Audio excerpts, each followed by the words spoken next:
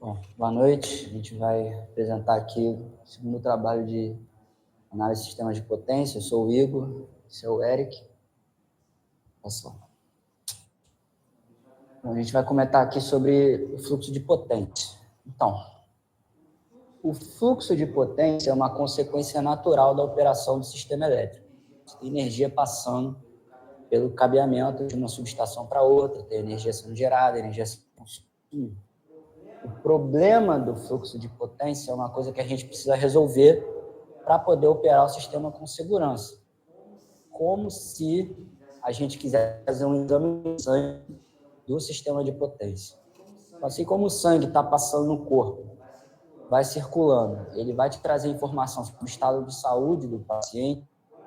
Quando a gente fala o fluxo da energia passando pelos barramentos, pelos corpos, etc., a gente vai ter uma noção do que está acontecendo no sistema. Quantas perdas a gente tem nas linhas de transmissão, se existe algum excesso de carregamento em algum transformador, em algum gerador.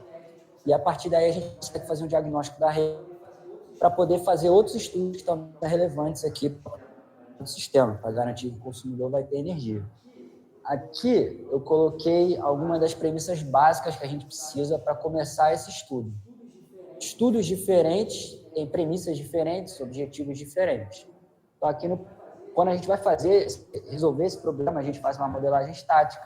A gente começa aplicando as leis de Kirchhoff e a lei de Ohm, porque no sistema elétrico não tem como fugir disso.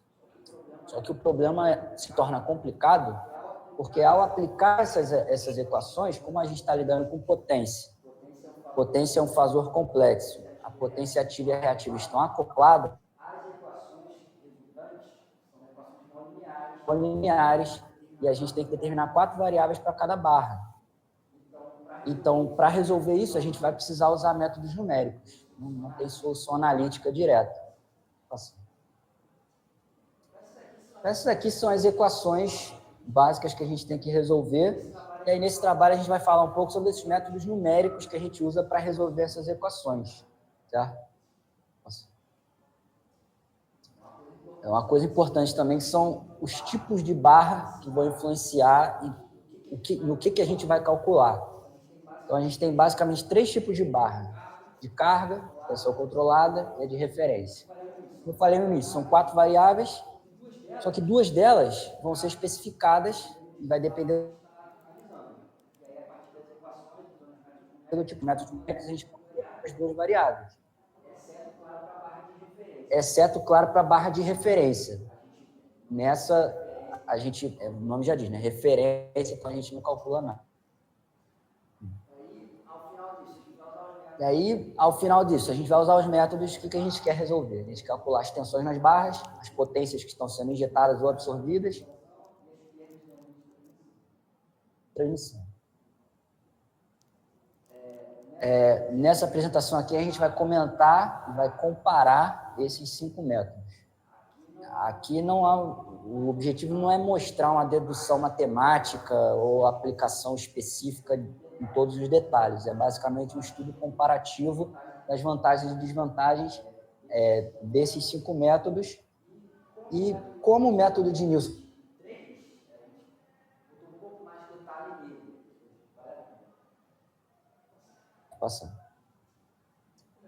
começando com Gauss-Seidel, né?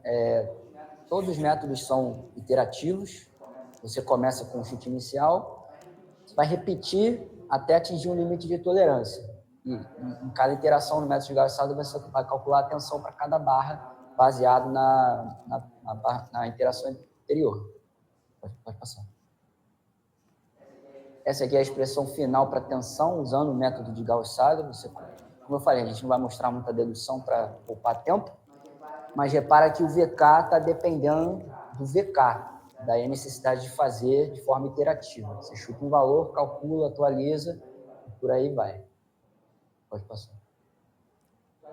Vai começando com as vantagens e desvantagens. No caso do método de Gauss-Seidel, a principal vantagem e desvantagem é que ele é simples. Então, por que isso? Como ele é simples, ele ocupa menos memória no computador. Mais fácil de entender, mais fácil de implementar. Só que por ele ser mais simples, com aproximações maiores, digamos assim, você faz mais simplificações, à medida que você simplifica as coisas, a tendência é o seu modelo se distanciar mais do objeto que você está estudando. Então, quando o seu sistema cresce, com mais barras, o modelo de Gauss-Seidel tende a convergir mais lentamente, por conta dessas simplificações que você fez, né?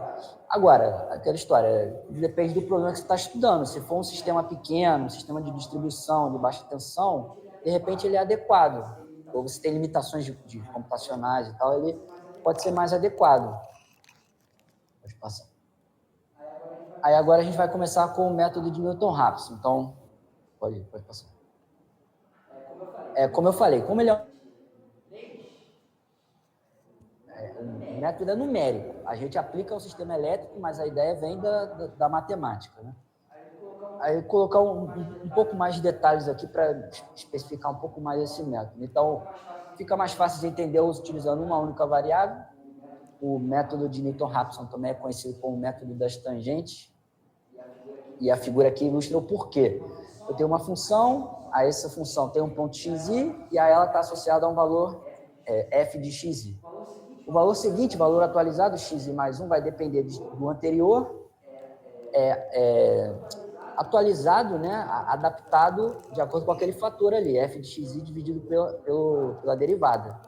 Como a derivada, graficamente, é a reta tangente, daí vem o nome, né, de método das tangentes. Quando a gente aplica Newton-Raphson, pode passar, para múltiplas variáveis, pode passar. Aí a gente começa a usar a notação matricial e surge a matriz jacobiana, que é uma matriz que vai demonstrar a variação de todas as funções que eu tenho em relação a todas as variáveis. Essa é a representação mais genérica possível. Eu vou ter n funções, n variáveis. Então, ela vai ficar uma matriz, pode ficar bem grande, né? E, de novo, o método é numérico, é matemático, mas como isso se aplica ao sistema elétrico? Então, no sistema elétrico, as grandezas principais: a potência ativa e reativa, e o ângulo e o módulo da tensão. Essa é a equação final, já na forma matricial, quando eu tenho inúmeras barras. Então, aqui é um vetor, essa aqui é uma matriz, e a cara dela é basicamente essa. Aquelas funções derivando em relação às grandezas que eu tenho vão se tornar essas, basicamente, 4 submatrizes, né? Especificando exatamente o que eu comentei, a derivada de tudo em relação a tudo, né? Potência em relação ao ângulo, potência em relação à tensão, enfim.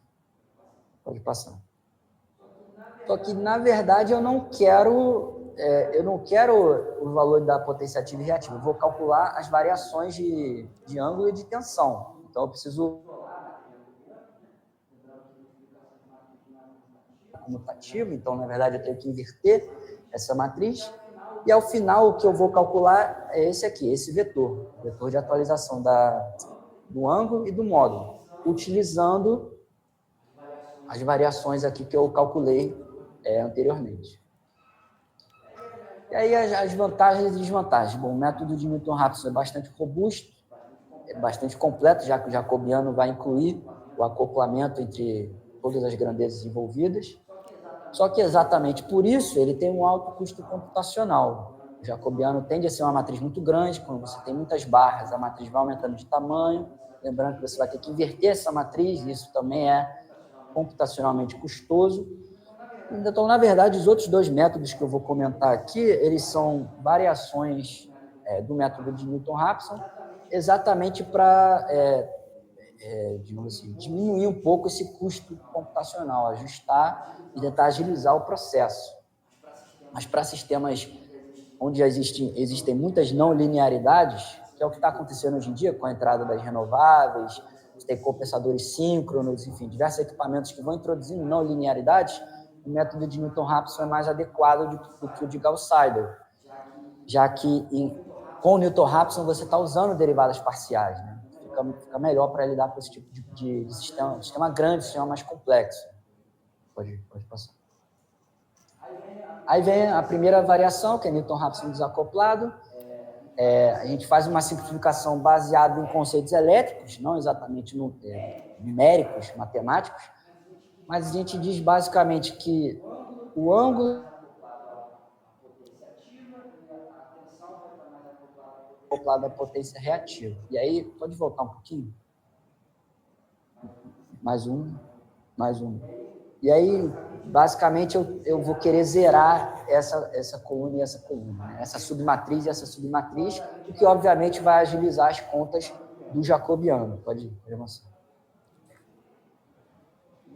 E eu vou, o nome já diz, né? Desacoplado. Eu vou calcular a potência ativa e reativa de formas independentes.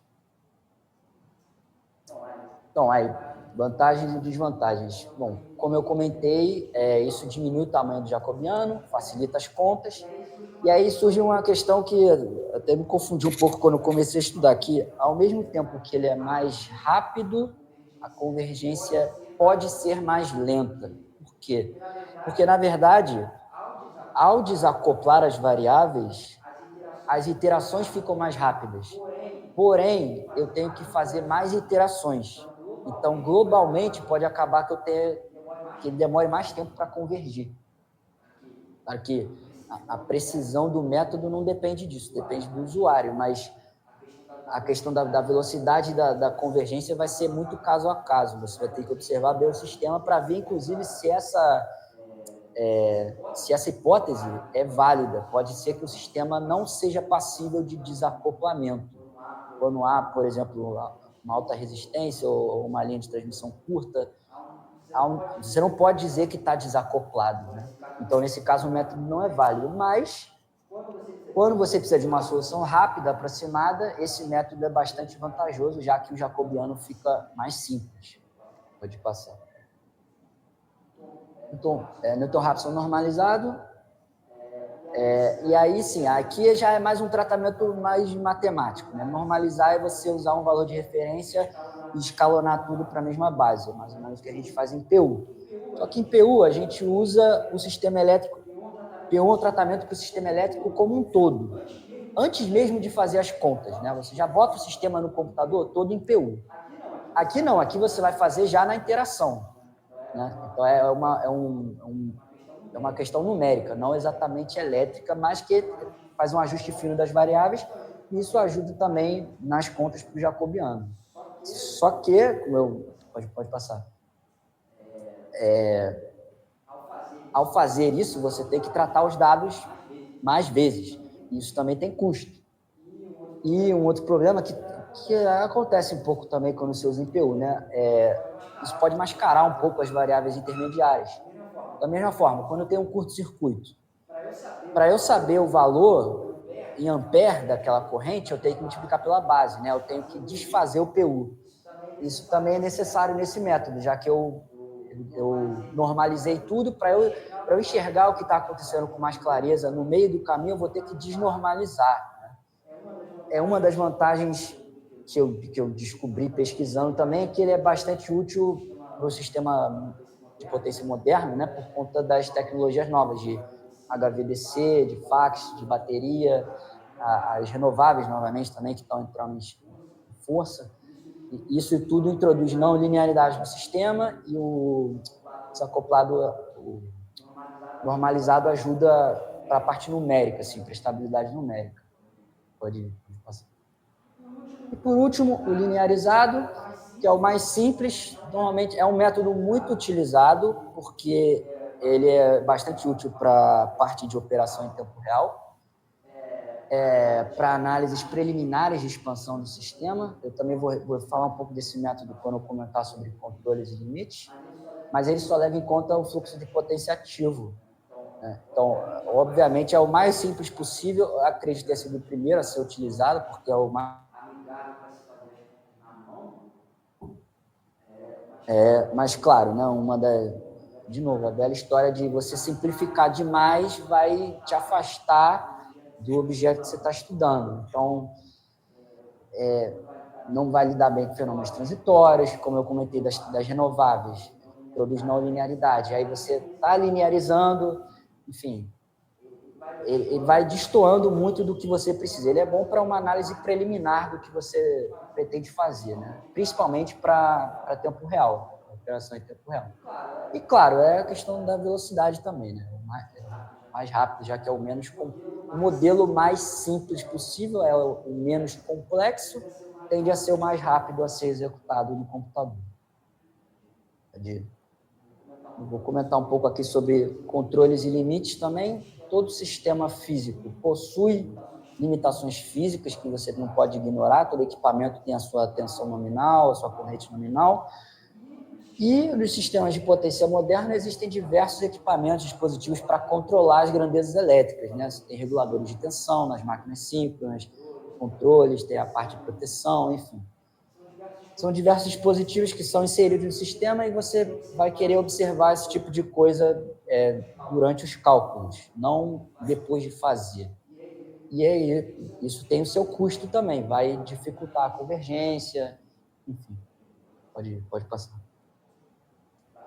Vai afetar a convergência das suas contas, podendo até não convergir.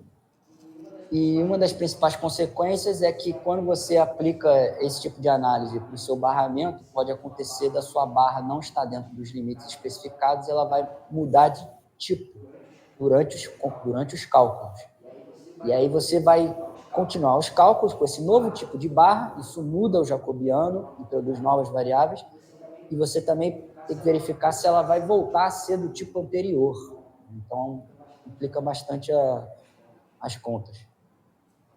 Alguns exemplos aqui, né? Limite de reativo em barra PV. Uma barra PV, tensão controlada, ela está recebendo potência reativa. Pode acontecer da potência que eu estou calculando, o reativo está ou muito acima do limite ou muito abaixo do limite. Então, na verdade, aquela barra está fora do limite reativo. Então, vou ter que mudar o tipo dela para uma barra PQ, né? Porque uma barra de tensão controlada equipamento com as suas limitações, como qualquer equipamento. Então, de repente, o meu gerador não consegue gerar reativo do jeito que eu estou calculando. Então, porque vai estar fora dos limites, ou para cima ou para baixo, eu vou ter que mudar o tipo de barra, né? Então, uma outra possibilidade é com a barra PQ. Eu estou inserindo uma carga nova no sistema, eu tenho que ver como essa carga vai afetar o meu sistema, né? E aí, como eu falei, nessas horas o fluxo de potência linearizado se torna bastante útil, porque eu posso fazer uma análise preliminar rápida, uma estimativa rápida, né? E aí eu já consigo identificar se aquilo ali está muito fora do padrão, né? E aí, a partir daí, eu posso fazer uma nova análise mais complexa para saber onde há, por exemplo, problema de suporte reativo.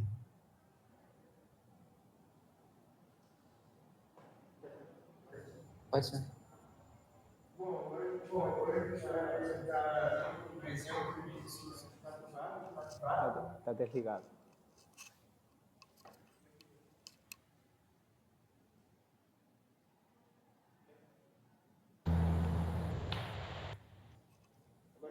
Agora a gente vai apresentar a solução de problemas de quatro barras, né?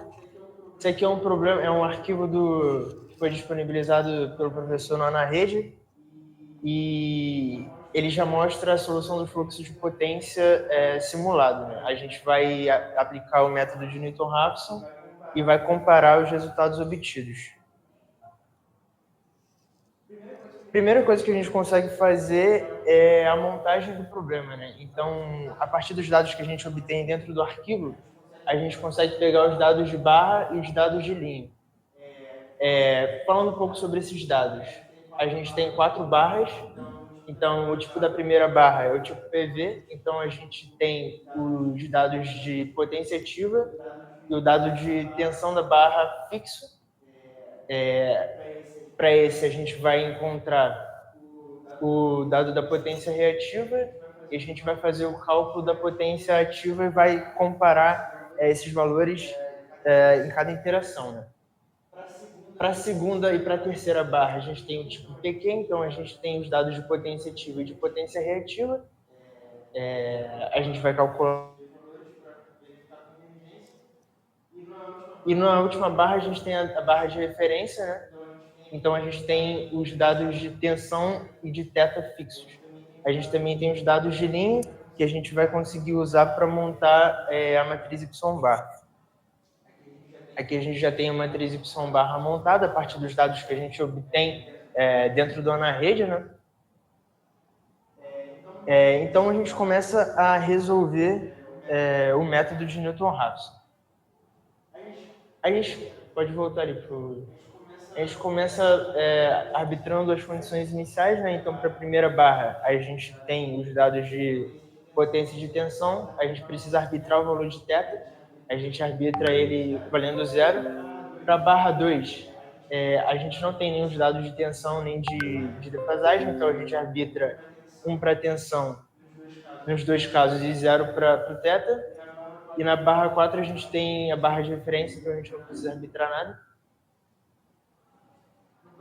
No próximo passo, a gente calcula as potências ativa e reativa a partir das variáveis que a gente arbitrou e das variáveis que foram dadas para a gente, né? Dependendo do tipo de barra. Então, aqui são as equações das potências de cada barra e a gente consegue aplicar essas equações, a gente encontra os valores de potência ativa e reativa. Então, para a primeira barra a gente encontrou zero, na potência ativa. Para a barra 2 a gente encontrou o valor de 1,2 de potência reativa e 0 para ativa. Para a barra 3 a gente encontrou menos 1,2 de potência reativa e 0 de potência ativa. A gente consegue, a partir desses valores, encontrar os deltas, né, de cada potência, que consiste na diferença do valor esperado e do valor calculado. O valor calculado é o valor que a gente obteve a partir das equações, e a gente encontra essas diferenças para cada caso. Para cada interação, a gente espera que esse valor fique mais próximo do valor calculado, do valor, na verdade, que foi oferecido para a gente, o valor esperado.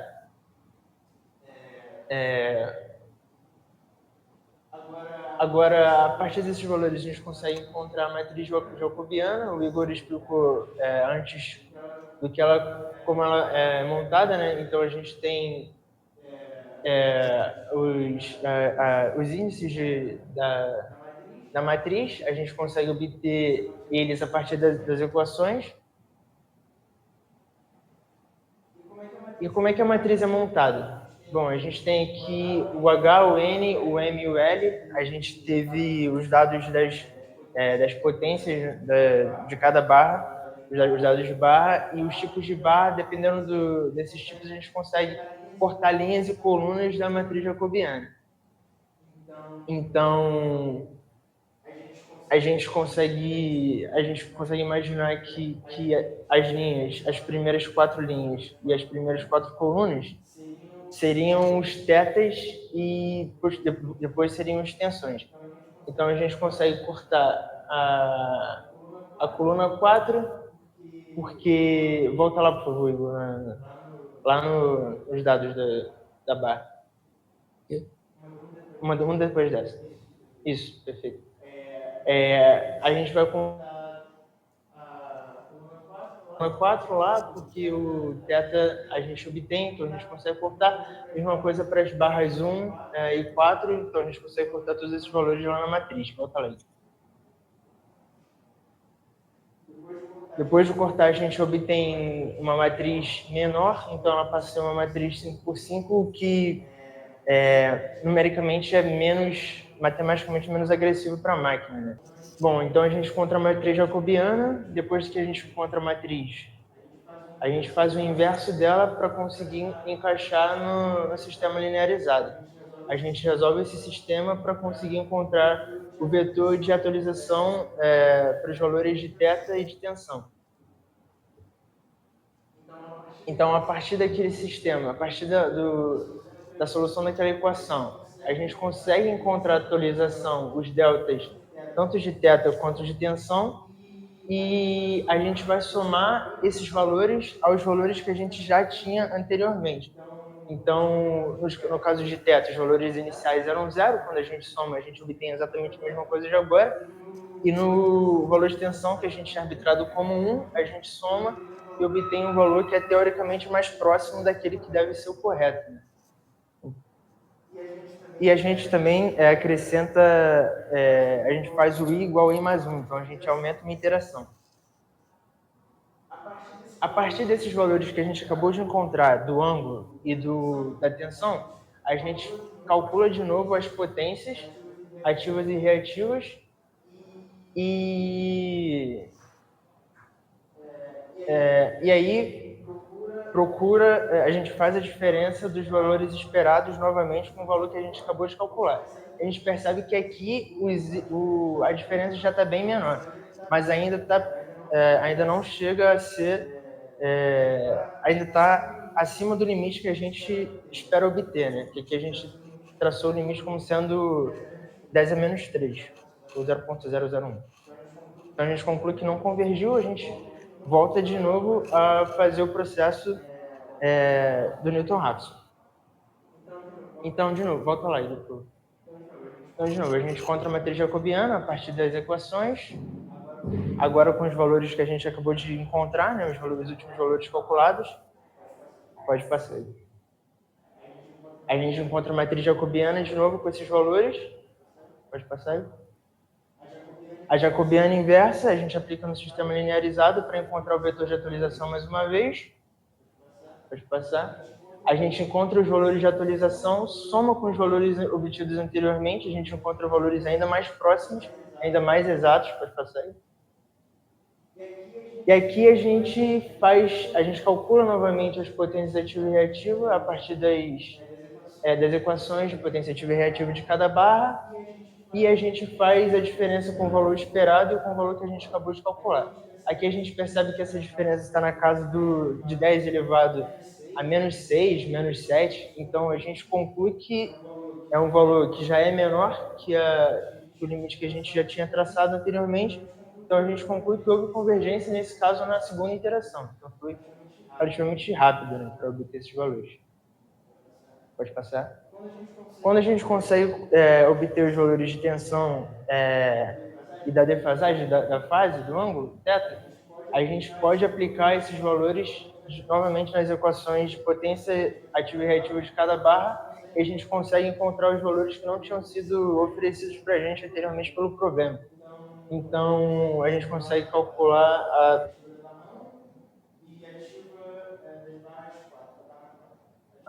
ativa e reativa da barra 4. Com esses valores, a gente consegue também obter o fluxo de potência. Aqui estão as equações de fluxo de potência. Aplicando os valores nela, a gente obtém o fluxo de potência entre as barras, né? Aqui eu já aproveitei para mostrar tanto o valor que a gente obteve no método de Newton-Raphson, quanto o valor simulado pelo ANA-Rede. Então, a gente percebe que a maioria dos valores ficaram bem próximos. Aqui a gente tem um erro absoluto de 1,3 e ali um erro de 0,63. Para esse erro aqui, entre as barras 2 e 3, que deu um erro bastante considerável, né, de potência reativa. Talvez por alguma aproximação que a gente tenha feito durante o problema, então alguma coisa que a gente deixou de considerar. Aqui está a tabela dos erros, então a maioria, o gráfico dos erros, na verdade, então a maioria ficou bem baixo, sempre próximo da casa de 5%, com exceção desses dois valores que ficaram mais discrepantes. Pode passar aí. A gente montou também um programa que ajudou a gente no cálculo do Newton-Raphson. Eu vou falar um pouquinho sobre ele agora. Então, o que esse programa faz? Primeiro, a gente precisa fornecer para ele a matriz Y-barra, então ele não faz esse cálculo, e a gente fornece os dados iniciais, que são dados que a gente obtém lá na rede. Então, os dados de tensão, θ, potência ativa e reativa. Pode passar aí. Isso aqui é uma função que faz o cálculo de potência ativa e reativa. Então, primeiro ele cria uma matriz de P e de Q, matriz de zeros, do tamanho do problema, né? Então, no caso, uma matriz de 4 barras vai criar a matriz de zeros 4 por 4, tanto para potência ativa quanto para potência reativa. E aqui ele faz os cálculos. Na verdade, primeiro ele separa a matriz Y-barra em G e em B, que é a parte real e a parte imaginária da matriz, e faz a diferença dos tetas para das barras, né? para poder fazer o cálculo das potências ativas e reativas a partir da equação dela. Então, para cada interação aqui, ele vai somando, porque essa equação, se a gente lembrar, é um somatório, e depois de cada interação, ele vai somando para poder fazer esse cálculo. Ele vai retornar o valor de P e Q de cada barra, assim. Aqui é uma função que vai calcular a matriz jacobiana e cada parte aqui, no caso eu estou dividindo em J1, J2, J3, J4, mas na verdade são os Hs, N, M e L. E aí, bom, para essa função funcionar, a gente precisa dar os dados de V, de θ e de Y barra, que são as matrizes. Ele consegue fazer o cálculo de P e Q a partir disso, usando aquela outra função que a gente citou anteriormente. Então, ele começa a fazer as interações para montar a jacobiana. Isso aqui é uma condição que eu coloquei que, se for a barra de referência, que no caso é barra 4, ele simplesmente ignora o que não adiciona linhas e colunas nessa matriz jacobiana. Então, aqui ele vai primeiro separar da mesma forma que eu fiz anteriormente, da matriz Y barra, separando em real imaginário. Aqui é uma condição que ele passa a barra de referência também. Ali já é o cálculo de cada elemento das matrizes, né? Então, essas equações aqui são as mesmas equações de H, de N, de M e de L que a gente tinha mostrado anteriormente, e ele faz ela para cada interação. Então, ele vai montando essas matrizes separadamente, e posteriormente ele junta essa matriz usando a função bloco, então ele vai fazer o bloco dessas 4 matrizes, e montando depois a matriz jacobiana completa. Depois aqui eu deletei aquelas linhas, aquelas colunas que não são necessárias para o cálculo da jacobiana, porque a gente já tinha o valor de V e de θ. Né? Pode passar. E aqui já é o método de Newton-Raphson. Então, a gente calcula o P, a gente calcula o Q, os deltas, P's e Q's para verificar a convergência. A gente monta a matriz de deltas de Q, de P e de Q, ignorando as barras não necessárias, né? Como a barra no caso, a barra de referência e a barra 1. Então, a gente ignora essas 2 barras. Aqui é a forma que ele vai mostrar para a gente o resultado. Depois a gente usa aquela função para calcular a jacobiana, a gente faz a jacobiana inversa e resolve o sistema linear da mesma forma que a gente tinha mostrado anteriormente. Aqui ele obtém o vetor de atualização do θ e depois ele soma esse vetor com os valores que a gente já tinha de θ e de V. A gente atualiza esses valores e quando converge, ele já passa para essa próxima fase. Então, isso aqui aquilo era um for, aqui já é fora daquele for, então é depois daquilo. A gente define uma função que calcula o fluxo de potência, aplicando aquelas equações que a gente acabou de mostrar. Ele retorna o fluxo de P e de Q para cada barra. Bom, esse foi o trabalho que a gente apresentou. A gente consegue concluir a importância, né, que o análise de fluxo de potência tem para o sistema elétrico. Ao longo do trabalho, a gente conseguiu estudar 5 métodos diferentes, 5 métodos numéricos diferentes para o estudo, para a análise do fluxo de potência. A gente conseguiu apresentar os exemplos, um exemplo prático, um exemplo de 4 barras, e a gente verificou que os resultados convergiram.